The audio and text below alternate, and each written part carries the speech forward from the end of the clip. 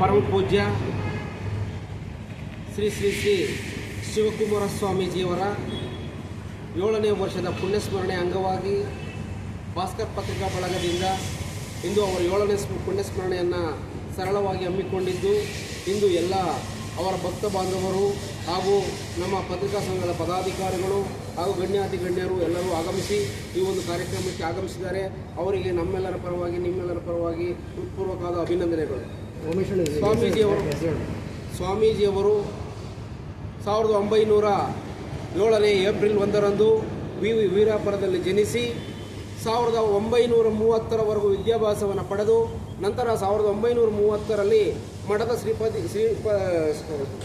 ಮಠಾಧಿಪತಿಗಳಾಗಿ ಅಧಿಕಾರವನ್ನು ಸ್ವೀಕರಿಸಿಕೊಂಡ ನಂತರ ಆ ಮಠದಲ್ಲಿ ವಿದ್ಯಾದಾಸೋಹ, ಅನ್ನದಾಸೋಹದಂಥ ವಿವಿಧ ದಾಸೋಹಗಳು ಅಲ್ಲಿ ಕಾರ್ಯಕ್ರಮಗಳು ಜರುಗಿದವು.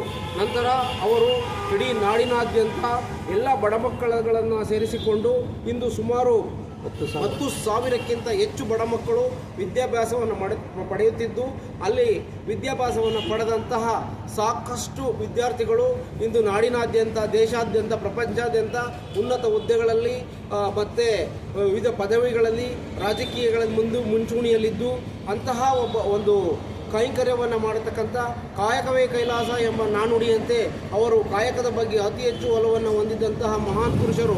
ನಡೆದಾಡುವ ದೇವರೆಂದೇ ಖ್ಯಾತಿಯನ್ನು ಪಡೆದು ಪದ್ಮಭೂಷಣ, ಬಸವ ಪ್ರಶಸ್ತಿ, ಸಾಕಷ್ಟು ಪ್ರಶಸ್ತಿಗಳು ಅವರು ಮುಡಿಗೇರಿದರೂ ಕೂಡ ಅವರು ಯಾವುದೇ ಹಮ್ಮು ಬಿಮ್ಮುಗಳಿಲ್ಲದೆ ಸಾಮಾನ್ಯರಲ್ಲಿ ಸಾಮಾನ್ಯರಂತೆ ಇವತ್ತು ಅವರು 117 ವರ್ಷಗಳ ಜೀವಿಸಿ ಆ ಮಠದಲ್ಲಿ ಕಾಯಕವನ್ನು ಮುಗಿಸಿ ತಾವು ಐಚ್ಛಿಕ ಮರಣ ಹೊಂದಿದಂಥ ಶ್ರೀ ಮಹಾನ್ ಪುರುಷರು ಅವರ ಒಂದು 7ನೇ ವರ್ಷದ ಪುಣ್ಯಸ್ಮರಣೆಯನ್ನು ಇಂದು ಸರಳವಾಗಿ ಸಾಂಕೇತಿಕವಾಗಿ ನಾವು ಹಮ್ಮಿಕೊಂಡಿದ್ದೇವೆ.